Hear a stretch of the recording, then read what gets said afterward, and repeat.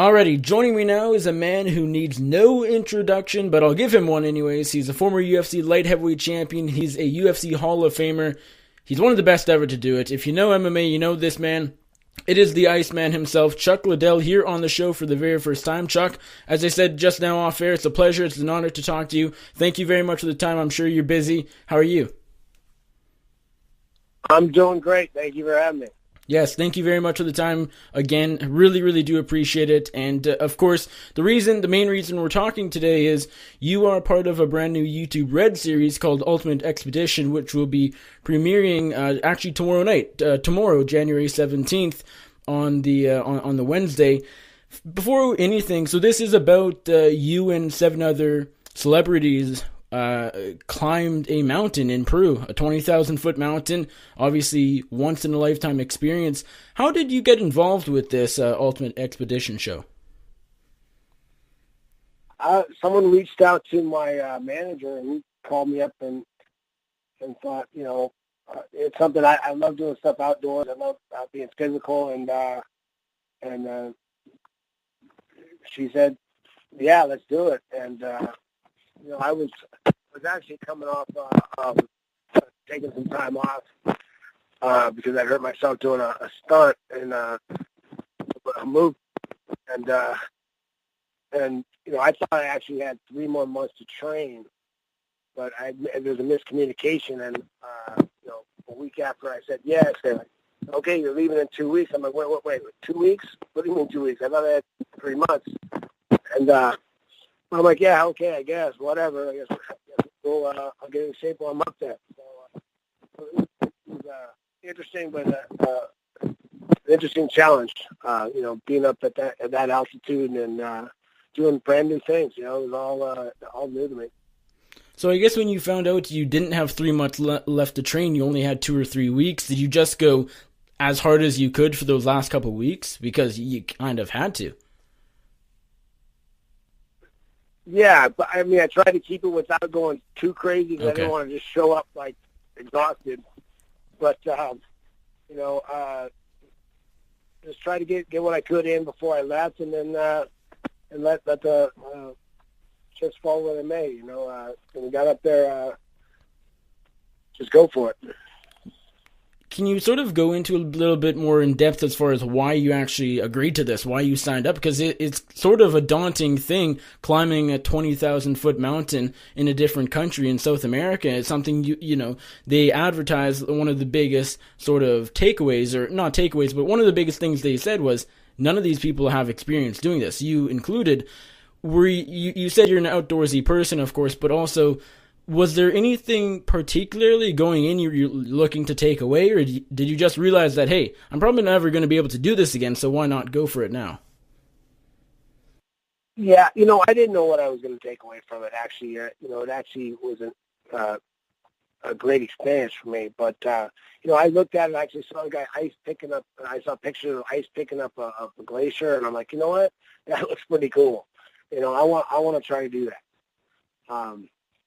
So I went and did. I mean, I think for me, I was really at the time looking for some kind of direction, to go in, and still kind of trying to figure out what I was going to do as far as getting back in shape, getting in shape.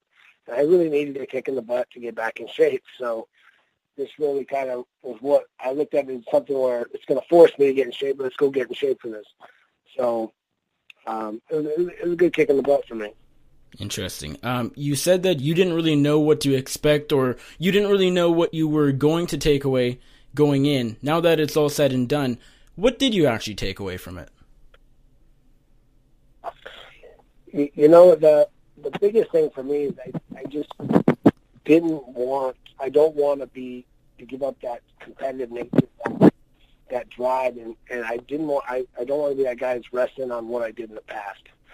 I've got young kids, and I need them to see the guy that became world champion, not the guy that's resting on what he did, who's taking it easy and relaxing. And so they need to see the guy that worked his ass off, the guy that fought for everything he had, and the guy that became world champion. That's what they need to see. So that's the thing I took away from it is I get back to working at something, get working hard, and show them the way it is.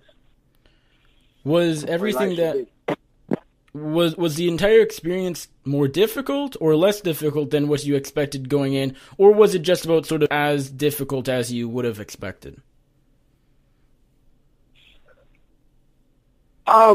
That's hard to answer. I mean, some things were more difficult than I thought they would be, and some things were a little easier. But that altitude throws in a big twist too.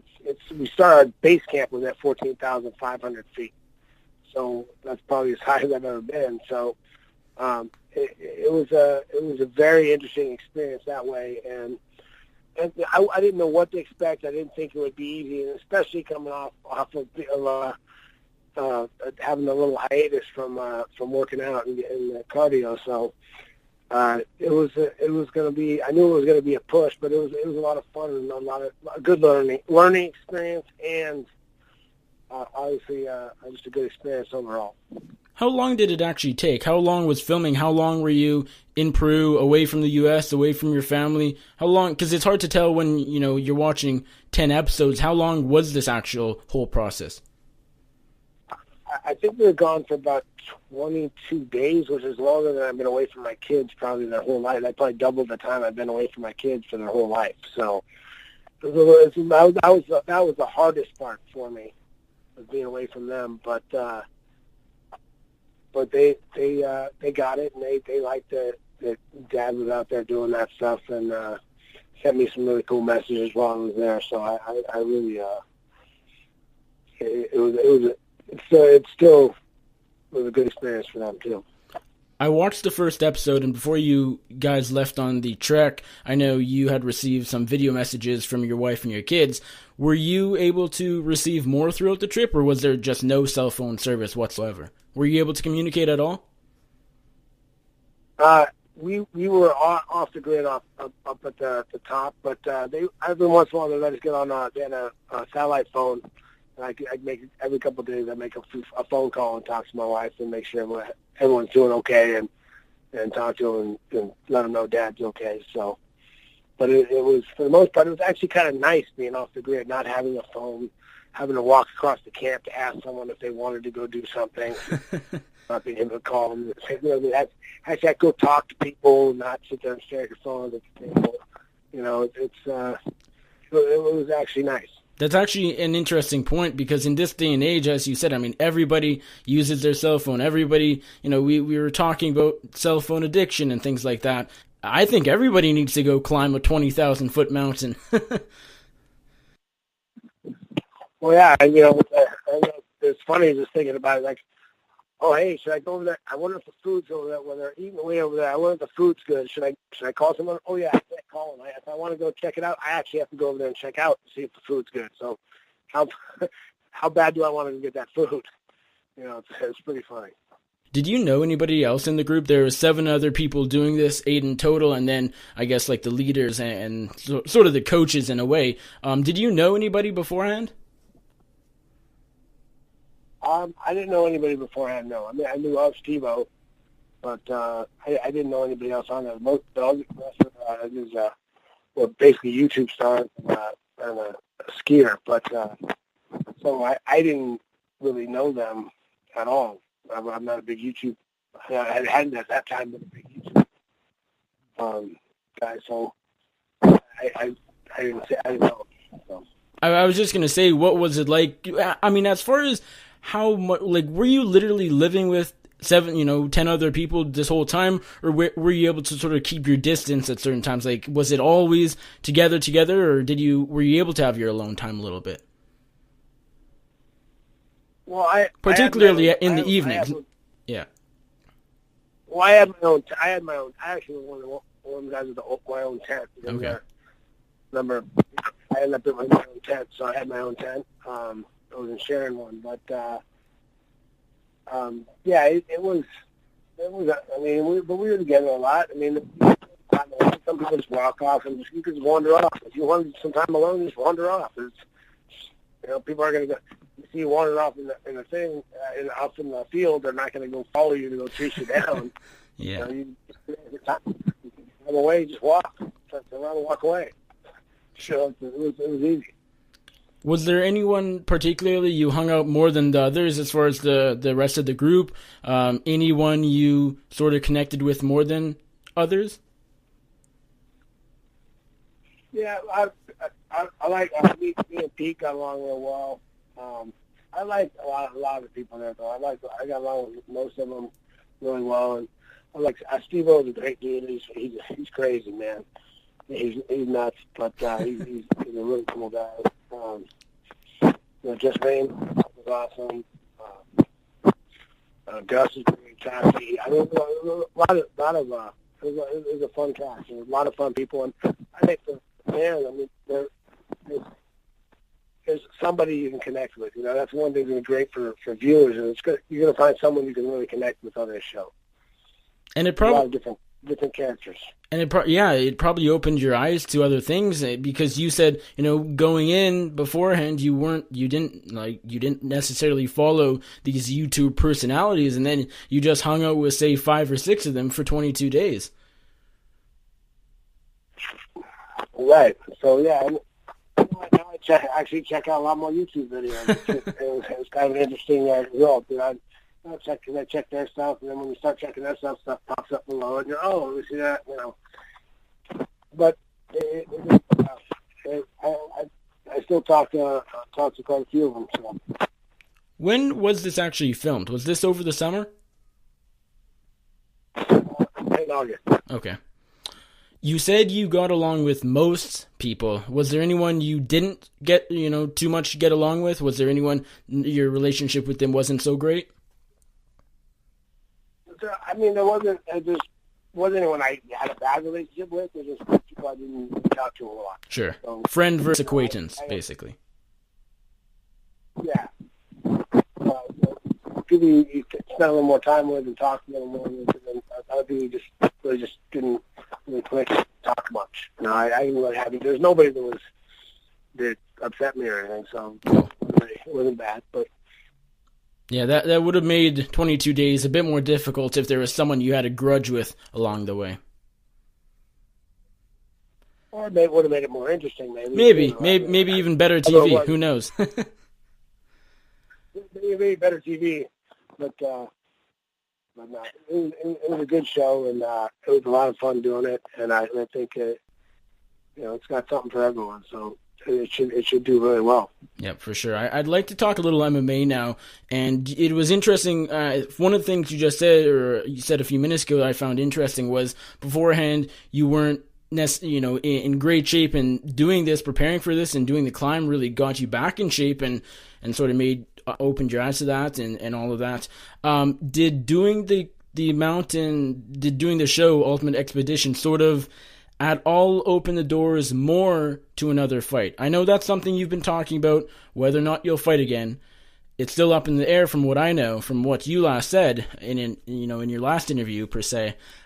Did getting back in shape with this mountain climb open the doors to a fight more so than how much the doors were open before? Being in shape definitely makes the doors a lot more open. Makes it a lot bigger of an opportunity.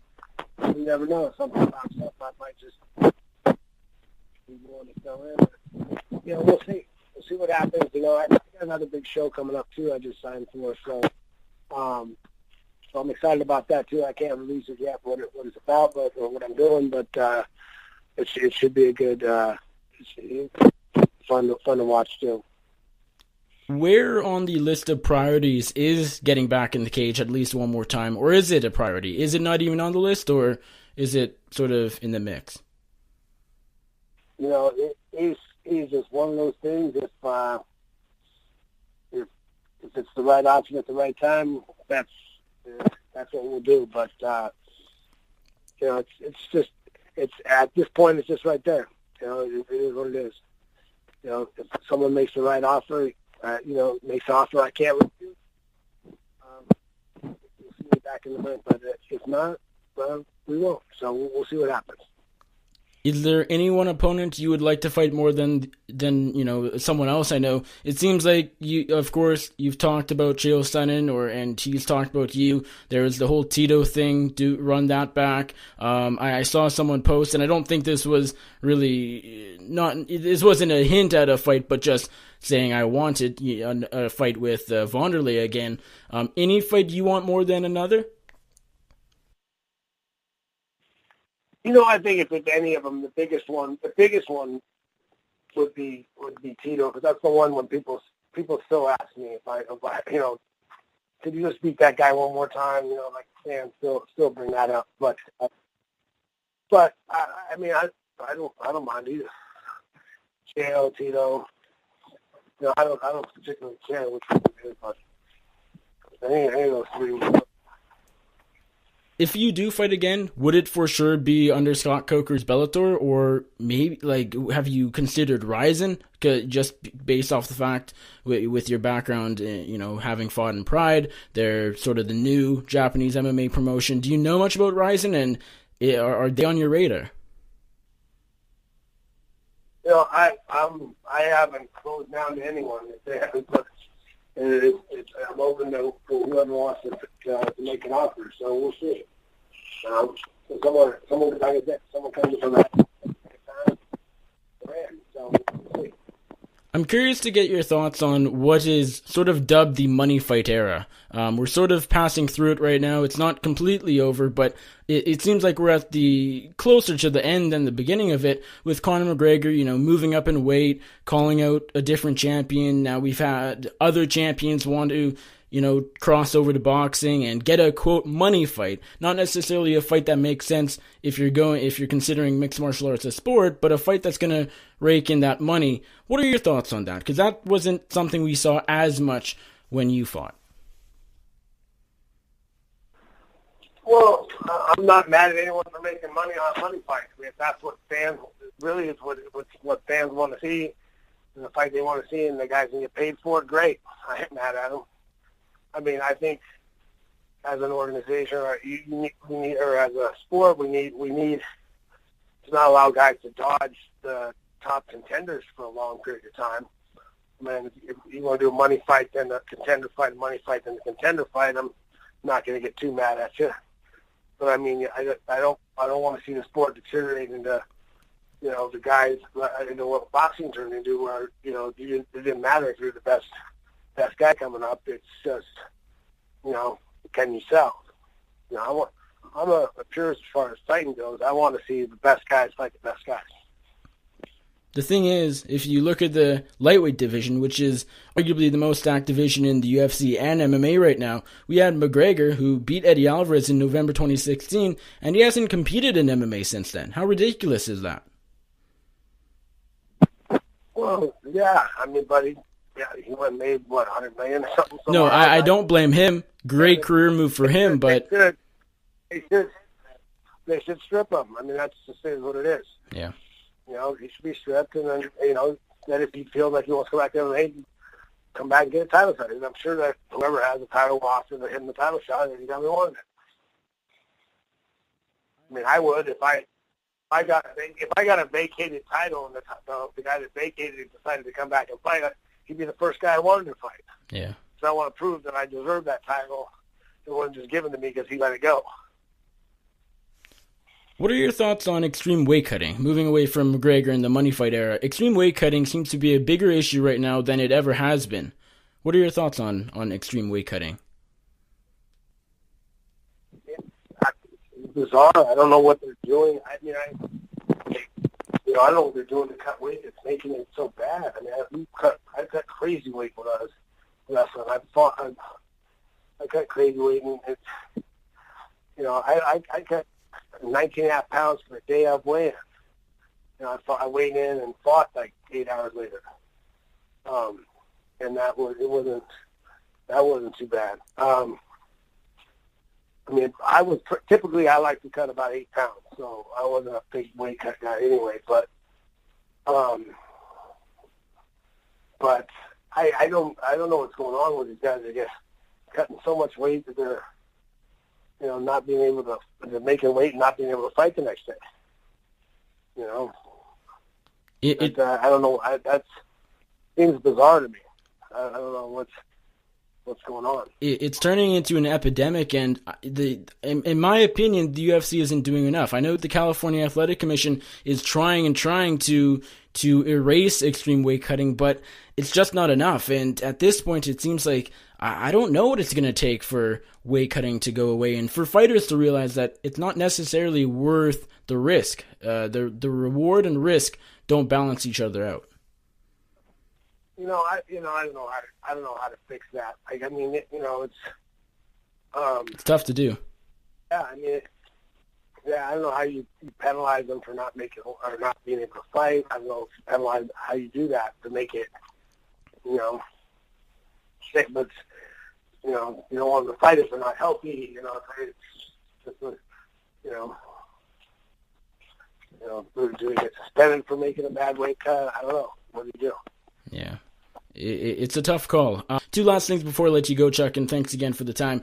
CTE and head trauma is also a big issue in mixed martial arts right now. We actually saw last year a Bellator fighter named Jordan Parsons who was very sadly, unfortunately, murdered or killed in a hit-and-run accident, completely unrelated to head trauma and fighting, but he became the first MMA fighter to be diagnosed with CTE. And I'm just wondering what your thoughts on head trauma in MMA are right now. Do you feel like some fighters overlook the real concern that is CTE? Well, look, it's the nature of the beast. I mean, you're doing a sport where you're getting hit in the head. I mean, you be as safe as you be as safe as you can. You go out and fight. You get knocked out. You get suspended for 90 days. Not with that head trauma for 90 days. I think the biggest problem with like football guys is they were getting knocked out and they come back the next week with the same game. Like guys go right back in.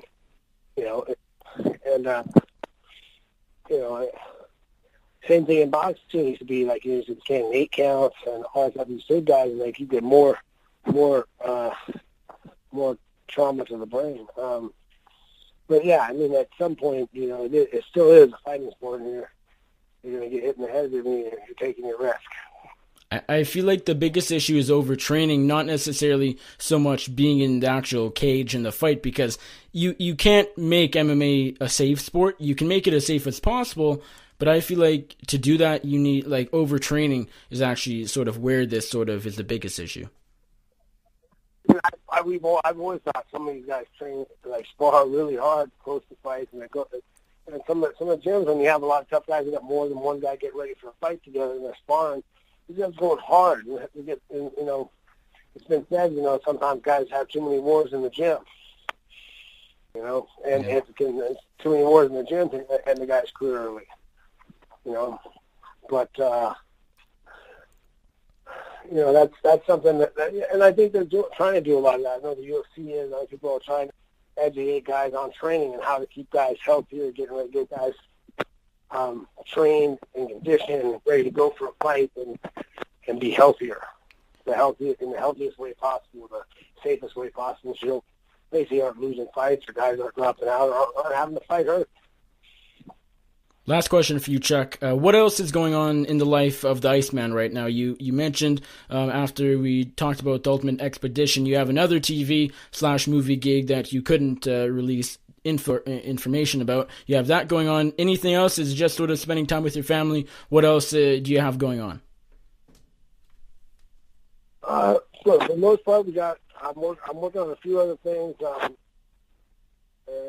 But promoting the YouTube Red Show, and I got a good project coming up, so I'm excited about that. Just get ready for that, and getting in shape, and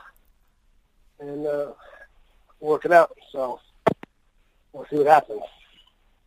Awesome, Chuck. Thank you very much for the time. Before I let you go, if anybody, I would imagine everybody listening to this knows where they can find you on social media and the internet, but if there's a couple stragglers, for whatever reason, let everybody know where they can find you on social media, and if you'd like to shout anybody out, any thank yous, any sponsors, the floor is yours.